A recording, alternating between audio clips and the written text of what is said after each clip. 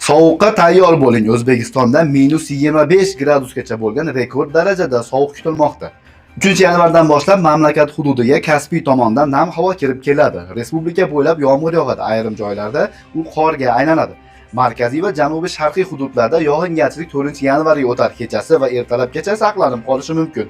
Yanvarning ikkinchi yarmida havo keskin o'zgarib turadi. Tunda havo harorati plyusdan sovuqqa tushadi. Kunduzi esa bahorda +15 gradusdan deyarli 0 gradusgacha pasayadi. Yanvar oxirida esa haqiqiy sovuq to'lqini bo'lishi mumkin. Ayrim joylarda tunda havo harorati -25 gradusgacha tushishi ehtimolidan xoli emas. Videoni qish issiq bo'lyapti deb yurgan tanishlarga yuborib qo'yamiz.